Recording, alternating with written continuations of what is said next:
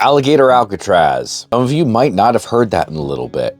And honestly, that's probably on purpose. People tend to forget about things after the initial push happens, but this is not something that we can forget about. Because while the national media may not be talking about it as much, there are still developments that we as Floridians and those of us who care about the Everglades should still be talking about. Remember when DeSantis said this? Any sense that somehow this is going to have any impact at all on the overall Everglades is there's zero impact.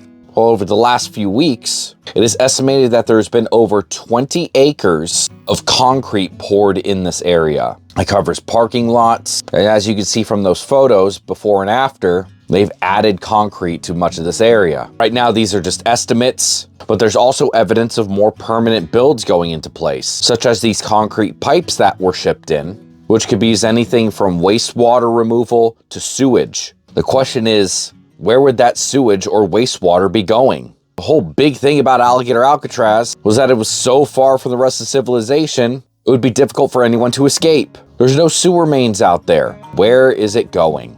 On top of the blatant lies, there are multiple lawsuits in place in an attempt to stop the use of Alligator Alcatraz. One of them being from Friends of the Everglades. The lawsuit is about the fact that there was no environmental review, which is required by federal law in order to do any sort of construction like this. But there is a hiccup in this. Apparently, the lawsuit was filed towards Miami-Dade, but the actual facility is in Collier County, according to Kevin Guthrie, who's the Florida Division of Emergency Management Director. Just seems to me that the state is trying whatever it can to prolong a lawsuit, because the longer that it's prolonged, the longer it'll take for a decision to be made, and they may force to be stopped. On top of this, something that isn't happening right now, but is potential impact in the future, there are multiple county commissioners for Miami-Dade. They are having issues getting rid of their trash, and some of them are eyeing the airstrip as a possible place for an incinerator and landfill.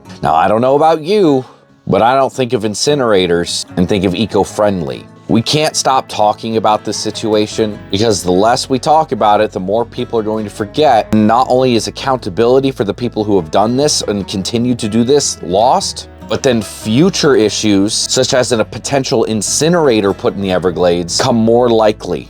If you want to join the fight and help keep Florida wild, either comment Florida Keepers down below, or go check out our website, floridakeepers.com. And we'd love to get you involved.